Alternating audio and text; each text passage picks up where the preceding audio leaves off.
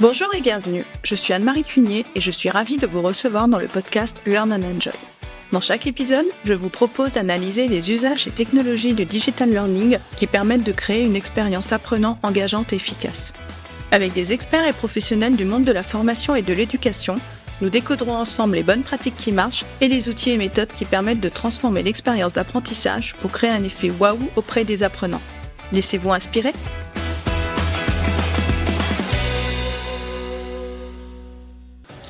Bonjour à tous. Dans cet épisode, en compagnie de Samir Malki et d'Eric Bay d'Adesias, nous vous emmenons dans l'univers des universités d'entreprise. Aujourd'hui, les universités internes deviennent un élément central de la stratégie des entreprises, surtout à une époque où l'adaptabilité aux métiers futurs, qui n'existent pas encore, est primordiale.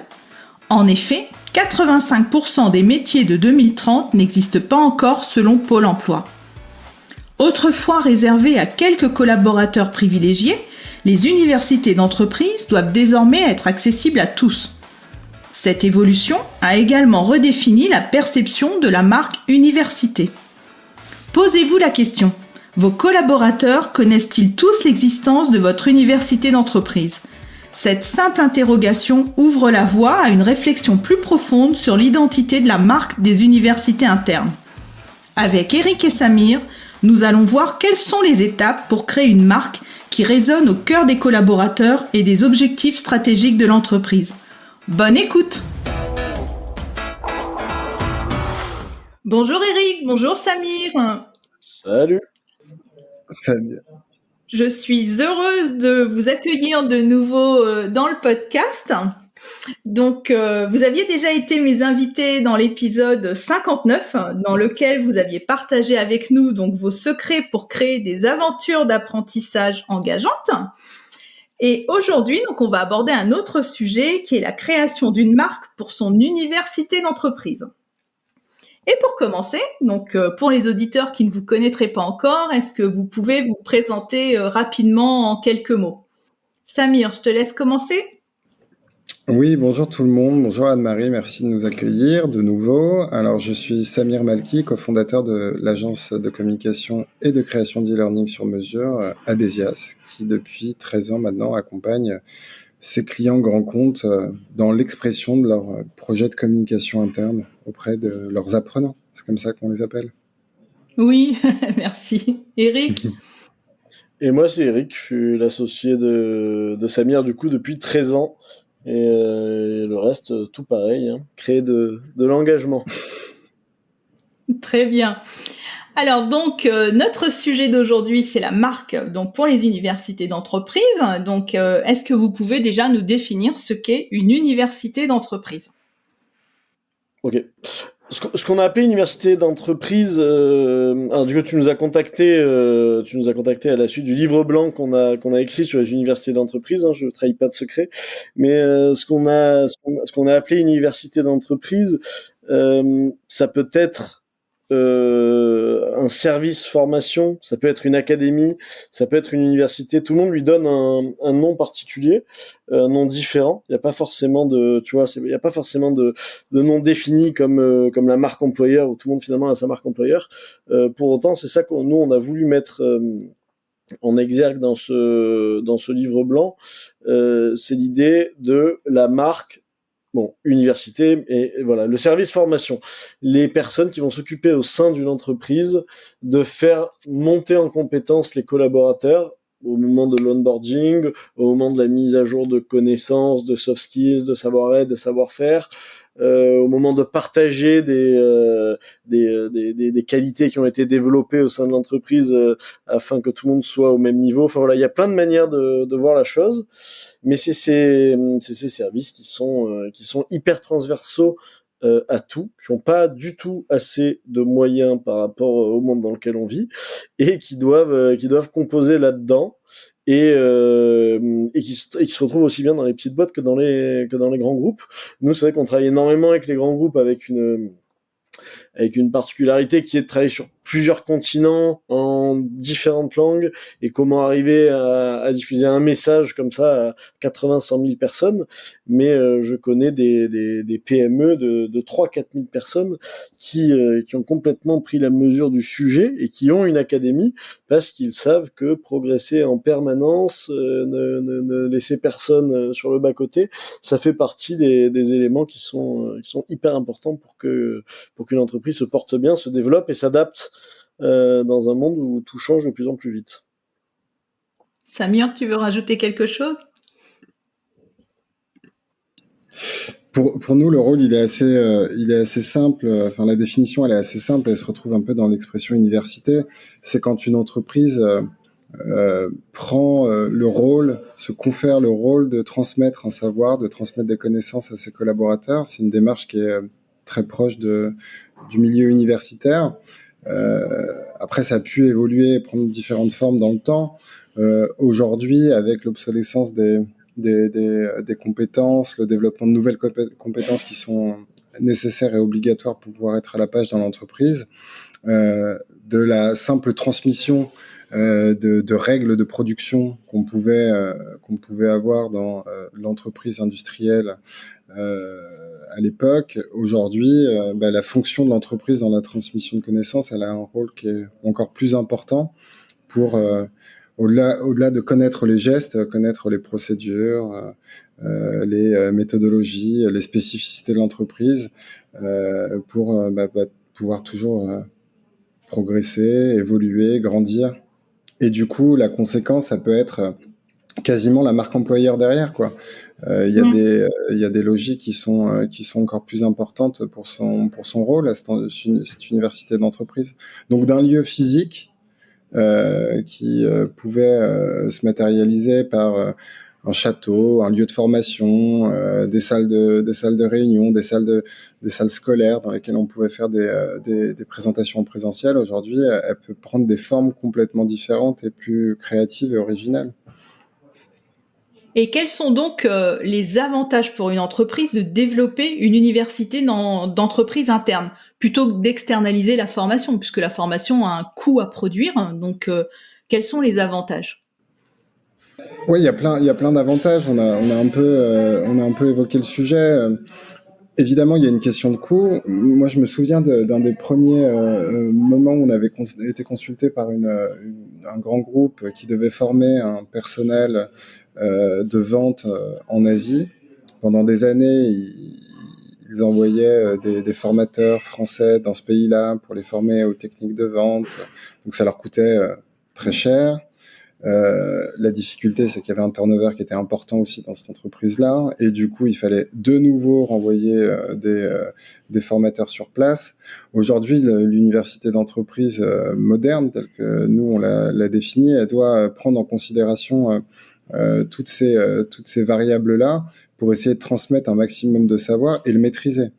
Quand on fait appel à un formateur externe, il y a toute la culture de l'entreprise, tout l'ADN, tout le savoir-faire, toute la connaissance qui est à l'intérieur de l'entreprise, qu'on peut réussir à agréger, à articuler à travers des contenus de formation qui vont être dans la droite lignée du cap que l'entreprise s'est donné en termes de direction stratégique. Donc c'est un enjeu crucial pour infuser et essaimer au sein de l'entreprise toutes les étapes et toutes les règles qu'on s'est fixées pour maintenir le cap d'un business model pertinent, quoi. Donc ça devient vraiment le bras armé de la stratégie de l'entreprise lorsque c'est internalisé. D'accord. Eric, tu veux compléter ? Ouais, non, mais c'est une histoire d'ADN, hein. Plus la marque université colle à l'ADN de l'entreprise, plus elle est proche du COMEX, et on s'en aperçoit, les grands groupes avec qui on travaille, qui ont des vraies stratégies learning, c'est des boîtes où les gens sont convaincus en haut dans le COMEX. Quand ils prennent des décisions, ils savent que direct ça va ruisseler et qu'on va mettre en place des choses pour que ça se diffuse. Et si c'est en interne, tout de suite avec des éléments et un ADN qui font qu'on communique bien mieux. Et l'autre point, que ça soit en interne, moi qui m'avait beaucoup plu C'était Isabelle Mancel de l'Académie de Thalès qui en parlait. Elle appelait ça la glu. J'aimais bien la notion de glu dans le sens où en gros c'était elle est dans son entreprise, il y a un nombre de business units, un nombre il y a les 5 continents, il y a un nombre de pays, de langues, mais pour autant c'est des ingénieurs et des mecs qui trouvent quelque chose à l'autre bout du monde. Et son travail, c'est d'arriver à capter la connaissance, l'attraper en vol, donc il faut être ultra transversal, et arriver à créer un petit module de formation, ou en tout cas arriver à créer quelque chose qui puisse permettre à quelqu'un à l'autre bout du monde de pouvoir le répliquer assez rapidement. Donc il y avait cette espèce de glu, comme si on arrivait, voilà, tu vois, à capter une connaissance pour arriver à la coller et à la diffuser.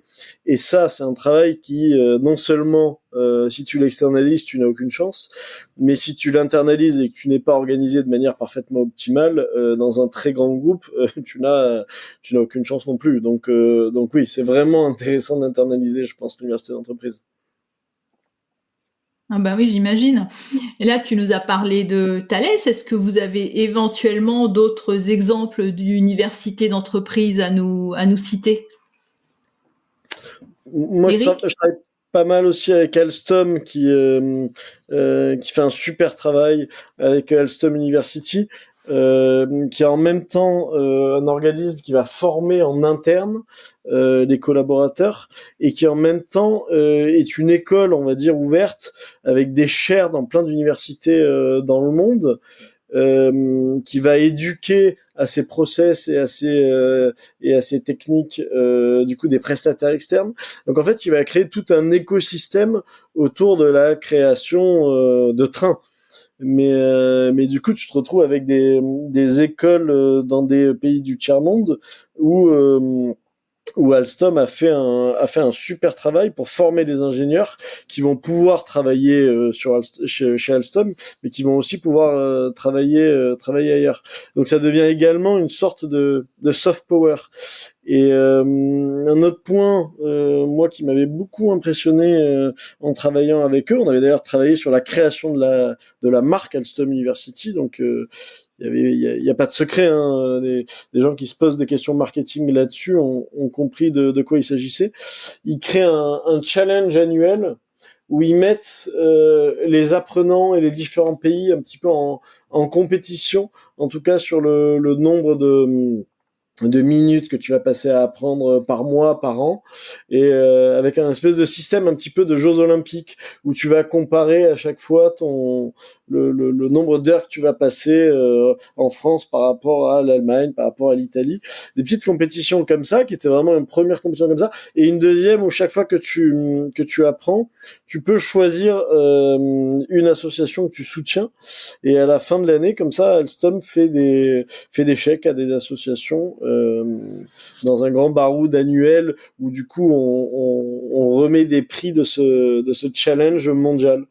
Et non seulement c'est vachement intéressant parce que du coup tu gamifies, ça ouvre des opportunités géniales parce que tu peux te dire que le mois prochain c'est le mois de la cybersécurité et que les différentes formations de la cybersécurité marqueront plus de points. Enfin, je veux dire, tu peux vraiment gamifier le truc entre pays, donc vraiment avoir une espèce de système un peu de Jeux Olympiques.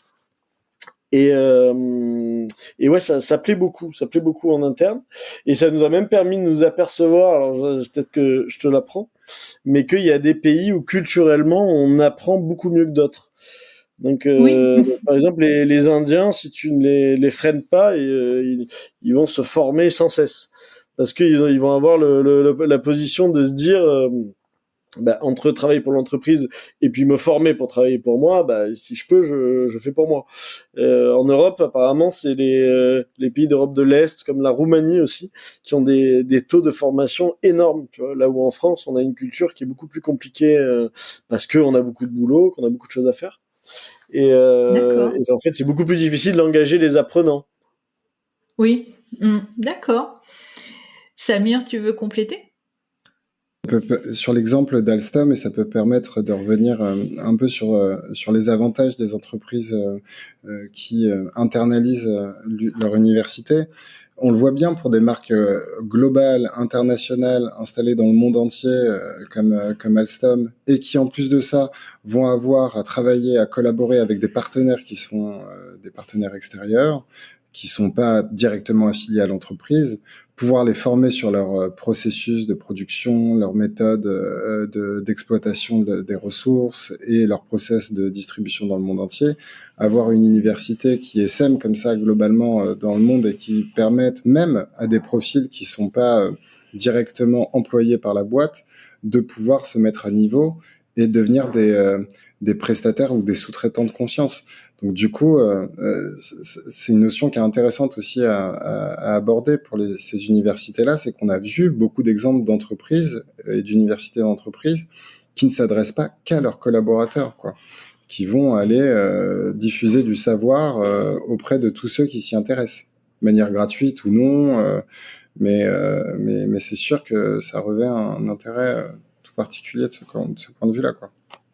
Oui, c'est un peu une université étendue quelque part qui va diffuser la culture de l'entreprise à l'extérieur de l'entreprise. Et justement, donc, parmi toutes les universités d'entreprise que vous côtoyez, est-ce qu'elles sont toutes connues et reconnues au sein de l'entreprise, ou celles qui ont justement une marque sont plus reconnues? Est-ce que ça va les aider? Oui, Samir? Ça c'est une évidence. Ça rejoint tout un tas de sujets qu'on aborde tout le temps dans nos présentations et dans la manière dont on présente notre approche autour du learning.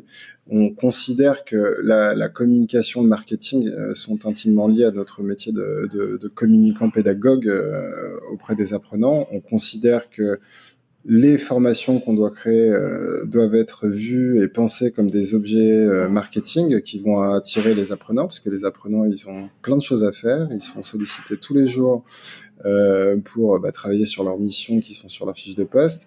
Et en plus de ça, en même temps, en parallèle, quand ils ont le temps, quand ils peuvent, mais ils sont obligés de le faire, ils doivent aller sur des contenus de formation qui vont les faire monter en compétences. Donc parfois, c'est pas l'envie qui manque d'y aller, mais c'est le temps. Et du coup, bien marketer une plateforme de formation ou une université en entreprise revêt un enjeu crucial pour attirer les apprenants. Et on constate, nous on le voit dans les verbatims qu'on a, les retours qu'on a à chaque fois qu'on a des briefs, même les retours des chefs de projet learning ou des directions RH, ils nous le disent, ils le savent, ils sont conscients. Ils ont beaucoup de contenu. On abreuve les apprenants de contenu de formation à faire, mais lorsqu'ils sont sur les plateformes, si elles sont pas ergonomiques, esthétiques, attractives, divertissantes, dans un tout cohérent, on s'y perd très vite et on passe vite à autre chose, quoi. Donc le positionnement, la tonalité, bref, le sens qu'on donne à cette université-là va permettre d'englober dans un tout logique l'intégralité des contenus qu'on va y développer. Donc, nous, on aime dire que il faut ranger la chambre, et la chambre, si on considère que c'est l'université d'entreprise, si elle est bien rangée, ben on a envie d'y passer du temps. Très belle métaphore. Eric, tu veux compléter?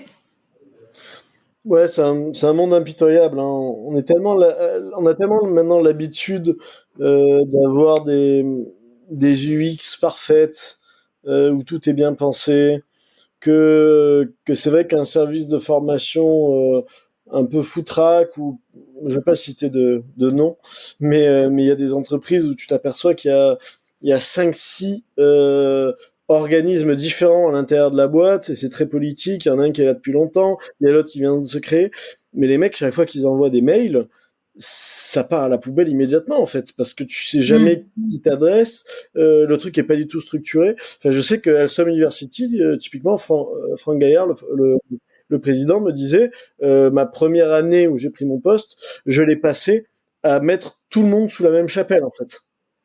Ah oui. Donc en fait, c'est le début de la création de marque, parce que c'est totalement impitoyable. On a fait des formations qu'on a trouvées top, et où finalement on s'est aperçu qu'à la fin les clients nous disaient ouais, il y a eu 20% de taux de complétion, c'est génial. Enfin, de taux d'adoption, tu vois. Et on se disait, mais 20%, c'est nul. Ils disaient, ben non, mais normalement, on est à 5, tu vois. Donc, en fait, je veux dire, oui. si tu n'es pas audible de base, c'est pas une formation qui va faire la différence. C'est à quel point tu arrives à avoir une culture apprenante dans ton entreprise. Ça, forcément, faut que ça parte d'en haut. Mais après, il faut aussi qu'il y ait qu'il y ait des règles qui soient respectées dans l'idée de se différencier et de créer une marque en soi, en interne. Justement, là, on parle de marque. Donc, en marketing, une marque, elle a plusieurs attributs, sa vision, ses valeurs et son identité. Alors, est-ce que ça va être pareil pour une marque d'université? Quand vous créez une marque pour une université, vous pensez aussi à la vision, aux valeurs, à son identité graphique et éditoriale? C'est cela? Oui, Samir? Ouais, c'est exactement le même travail que celui qu'on peut être amené à faire quand on travaille sur une plateforme de marque globale. Alors, effectivement, entre une marque d'une université d'entreprise et une marque, si on prend l'exemple d'Alstom, on va créer des ponts et des connexions. Une marque fille a des attributs communs de filiation avec sa marque mère. Donc, comme on le disait tout à l'heure, c'est l'extension de la marque générique, de la marque ombrelle, avec des attributs qui sont soit similaires, soit très approchants, mais qui s'adressent pas forcément à la même cible. Donc quand on s'adresse pas forcément à la même cible, on n'adresse pas les objectifs de la même manière, et du coup l'expression de la marque, elle peut être un petit peu différente. Mais on peut pas considérer qu'une marque d'université d'entreprise soit aux antipodes de la marque mère, sinon là on se dira qu'il y a un petit problème de positionnement et de vision globale de la marque. Donc la vision est la même, mais l'expression et ses attributs sont un peu différents. Mais c'est vrai que si on fait bien le travail, c'est le même, c'est la même exigence que celle qu'on peut mettre dans l'expression d'une marque. Alors après, les codes identitaires, ils peuvent varier un peu. Souvent, ce qu'on nous demande, c'est de conserver des marqueurs forts qui nous permettent de créer cette filiation qu'on cherche. Mais dans la tonalité, dans l'approche, on peut se permettre des libertés en termes d'adresse, en termes d'approche, de cible qui vont nous donner l'impression qu'on est dans un espace un peu différent. Mais là, notre cible, c'est l'apprenant. C'est l'apprenant et c'est l'apprenant dans ce que lui va pouvoir retirer de cette marque-là en tant qu'apprenant. D'accord. Eric? Non, pas grand-chose à ajouter là-dessus. Je sais que il y avait un vrai sujet chez Alstom, qui est une marque qui communique assez peu de manière générale, que Alstom University est une vraie plateforme de marque. Donc le sujet, et c'est complètement normal, c'est que cette sous-marque vienne vraiment servir les intérêts de la marque mère, ne sortent pas du spectre de la plateforme de marque générale. Donc on avait fait le travail en conséquence pour s'adresser aux collaborateurs et aux futurs apprenants. Et la signature était très jolie. C'était Minds Moves Mountains. Ah, Oh yeah. d'accord. Et justement, quand vous créez une marque pour une université, quelles sont les différentes étapes? J'imagine que vous allez interagir avec les services marketing, les services communication, le service formation, bien sûr. Vous faites ça avec des ateliers. Si vous pouvez juste nous expliquer rapidement. Samir sort d'une plateforme de marque, donc je vais te laisser récapituler la méthode. Ouais, c'est exactement ça. Alors déjà, il y a un travail de défrichage de l'existant qui nous permet de récupérer beaucoup de matière sur la manière dont on s'exprime déjà dans l'entreprise avec nos mots actuels avant notre intervention, on va dire. Ce qui nous permet de comprendre beaucoup de choses sur l'ADN, sur les habitudes, etc., et de dresser un espèce d'audit factuel sur la base de l'existant. Mais c'est pas suffisant. On va aller chercher quand même avec la com globale la charte graphique, un document de plateforme de marque, qui va nous permettre, comme le disait Eric tout à l'heure, de comprendre les objectifs globaux de l'entreprise à travers son client final et de faire en sorte que la marque FI, qui sera la marque de l'université d'entreprise, pourra adresser de la meilleure manière. Et puis après, on va faire des entretiens avec des workshops. Donc, on va construire des workshops d'expression où on va faire des portraits chinois, où on va extraire des verbatims, où on va poser des questions qui sont très intimes, très personnelles sur ce qu'on y cherche, sur ce qu'on aime retrouver, sur le sens qu'on veut trouver dans ces endroits-là, sur les rêves qu'on peut avoir. Tout ça va nous permettre de dresser le panorama de ce que les collaborateurs veulent, de ce que les collaborateurs perçoivent actuellement de la marque et surtout de ce qu'ils ont envie d'avoir.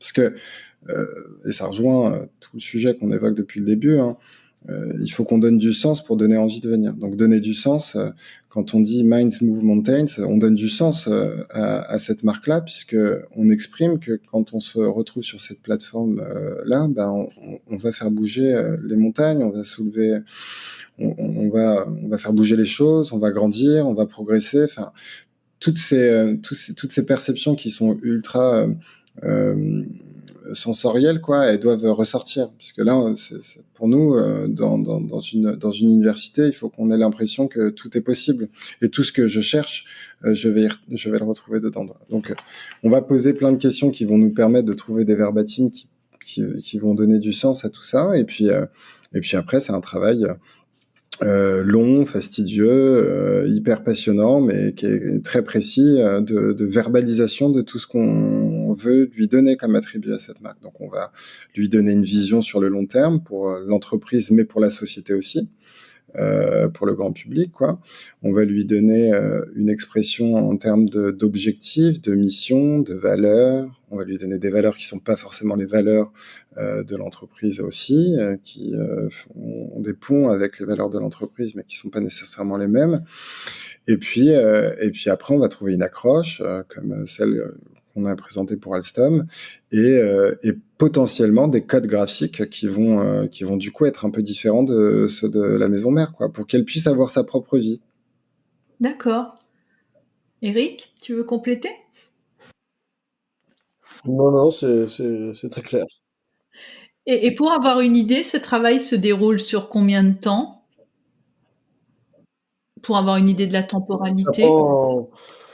Ça peut prendre plusieurs semaines, plusieurs mois. C'est une psychothérapie, hein. Tu sais, quand tu commences à interroger toutes les parties prenantes, qu'après tu dois tout mettre en commun, arriver à trouver une bonne synthèse. Je pense qu'en moins de 2 mois, c'est bâclé quand même, hein. Ah oui, donc ça peut aller très vite quand même pour créer la marque. Ouais, c'est quand même bien. Moi, je dirais 3-4 mois quand même. Je te dis, en moins de 2 mois, c'est bâclé, quoi. Donc, faut. Ah oui, voilà, moins de 2 mois, c'est bâclé. Oui, pardon. D'accord, oui. On va dire 6 mois pour avoir une belle marque, hein. Et est-ce que vous avez éventuellement des conseils ou des bonnes pratiques pour une entreprise qui souhaiterait créer son université pour qu'elle soit positionnée clairement ? Moi, je dirais un truc juste très pragmatique, parce qu'on parle de choses, il y a plein de gens qui vont se dire oui, mais j'ai pas forcément le budget pour ça. Il y a ta marque, il y a ta manière de parler en interne, en externe, ton entreprise, et ensuite t'as ta marque formation, ta marque université, ta marque académie, qui vient s'inscrire dessous, dont les codes graphiques peuvent être juste très légèrement différents mais reconnaissables, de manière à ce que déjà tu dises autre chose, que quand tu reçoives un mail interne, tout de suite t'identifies que c'est l'université et pas, je sais pas, la com interne ou un mot du président, tu vois. Que tout de suite, on est là pour t'apprendre quelque chose. Essayer de faire ce petit pas de côté aussi que on est en formation. Donc, il y a cette espèce de truc d'apprentissage où tu peux aussi adopter un ton un petit peu différent, un petit peu plus peut-être créatif, un peu plus enfantin. Enfin, tu vois, retrouver ce truc de vouloir apprendre. Il y a ce côté retourné en enfance qui est un spectre qu'on va retrouver souvent dans les marques universités. Et après, je te dis, cette charte graphique où tu aurais juste un petit truc qui te différencie, qui te permet d'être reconnaissable, se développer aussi une charte graphique propriétaire qui puisse peut-être te permettre de faire des formations digitales en interne, mais qu'elle soit chartée, que ça soit tout le temps la même chose, tu vois.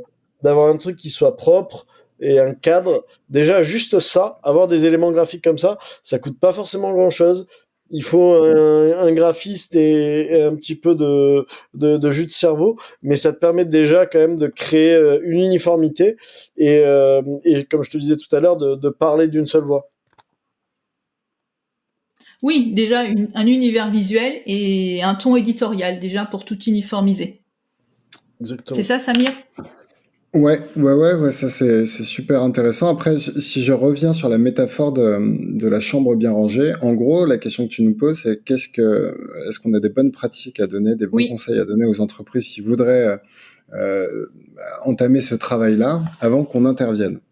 Et nous, on peut faire plein de choses, mais c'est vrai qu'il y a un travail qui est important pour y voir clair pour quelqu'un qui est dans une chambre mal rangée ou qui a plein de choses dans ses tiroirs, c'est de commencer à savoir ce qui s'y trouve dans cette chambre. Parce qu'en général, et c'est ça qui est intéressant dans notre métier sur ces thématiques-là, c'est qu'on va travailler potentiellement sur des marques qui sont pas des marques naissantes, mais enfin si, qui sont des marques naissantes, mais qui sont des marques avec déjà plein de choses qui sont prêtes, qui sont là, qui tournent, qui existent depuis longtemps, et des apprenants qui sont aussi dans l'entreprise depuis pas mal de temps, qui consultent des contenus, qui ont déjà des envies, etc. Et en faisant simplement l'exercice de ranger les contenus par thématique, de voir quels sont les parcours qui fonctionnent, ceux qui sont moins consultés, de faire un espèce de guide d'un questionnaire peut-être administré à l'intégralité des collaborateurs sur ce qu'ils ont bien aimé, sur tel ou tel contenu, sur ce qui les excite dans les gamifications, sur ce qui fonctionne moins dans ce qu'on aura produit, etc., etc. Ça nous permet de dresser un peu les personas, de voir quels sont les contenus qui les intéressent le plus et de les ranger dans des espèces de boîtes où on va se dire ok, il y a des soft skills, ça fonctionne pas mal. En fait, ils sont très attirés par les contenus qui vont leur donner beaucoup de matière sur les valeurs de l'entreprise. Donc ça, c'est un vrai enjeu pour les collaborateurs. Il y en a qui sont plus dans la prospective et qui vont préparer des entretiens pour l'année prochaine et qui sont déjà en train de se projeter sur ce qu'ils vont faire demain. Donc ok, il y a une question de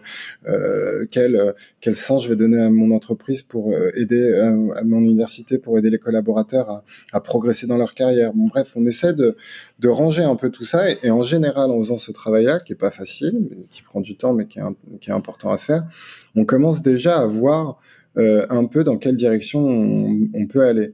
Et puis après, quand on aura entamé le travail de rédaction de la plateforme de marque, on va faire en sorte de pousser les contenus qui fonctionnent bien, d'aller chercher dans l'expression de ce qu'on veut créer par la suite toutes les bonnes pratiques et tout ce qui a bien fonctionné, et de trouver les raisons pour lesquelles les contenus qui fonctionnent pas ne fonctionnent pas, quoi. Donc voilà. Oui, de commencer par un audit. Faire un petit audit qui nous permet Voilà. de faire le travail, quoi. Et cet audit-là, en réalité, il peut être hyper stimulant à faire sans notre intervention. En réalité, c'est un moment d'échange qui prépare le terrain et qui montre que l'université ou le service RH ou le service formation se pose la question de l'efficacité de ces contenus, quoi. Oui, ce qui marche bien et ce qui marche moins bien. Voilà. Et si ça marche moins bien, pourquoi? Pour l'améliorer finalement. Voilà, c'est ça. Eh bien, merci pour ces bonnes pratiques. Donc, on va arriver à la fin de notre épisode. Donc, dans votre livre blanc qui est vraiment très très intéressant. D'ailleurs, je donnerai le lien à la fin dans les notes de l'épisode.